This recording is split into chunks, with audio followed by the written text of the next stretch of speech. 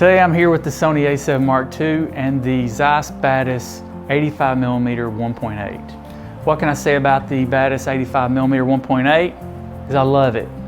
It's lightweight, relatively speaking. Next to the Canon 85 1.2, I would take the Batis 1.8 85 all day long without even thinking. Some things to note about this lens. Well built, feels good, has an electronic display here on the lens. Tells you how many feet you're focused at and your plus and minus, or your minimum and maximum, which is possibly good for your hyperfocal distance focusers out there. How does the lens perform? IAF is great. Facial recognition is awesome. Let's get a shot here of the camera. Producer, you want to step behind the camera? There you go. Thank you. It's a great lens you'll see here. I typically do not like to apply lens correction profiles of people's faces that I've taken up close. This is the lens without the lens hood. So lens hood is, it's pretty much typical 85mm lens hood. It's pretty deep. Like the lens hood. I like the shape of the lens. And again, it's really a light lens. It's just disconnected.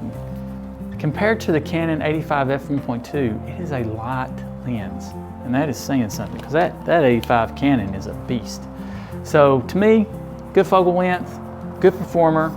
If you're thinking about buying it, I have to look up the cost. I didn't look at the cost.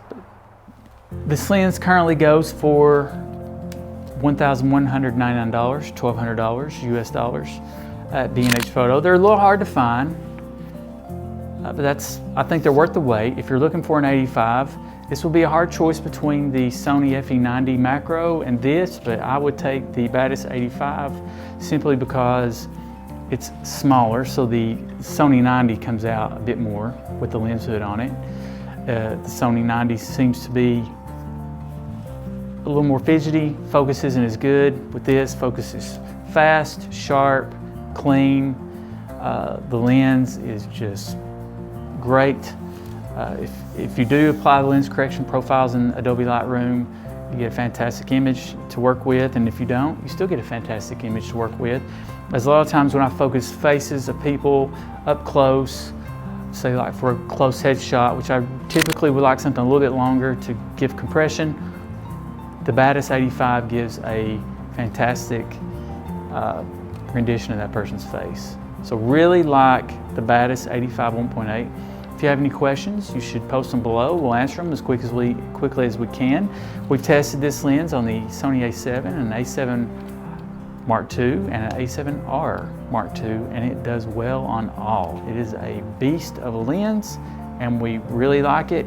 And again, I would take this over the Canon 85 1.2 any day of the week for several reasons. One I feel is it is as sharp, if not sharper. I also know for a fact that autofocus wise, it is much faster, and you can't beat that. And it's also much lighter weight, which is what we like about mirrorless systems, but definitely not the primary reason we like a mirrorless system. Image quality, that's what it comes down to for me.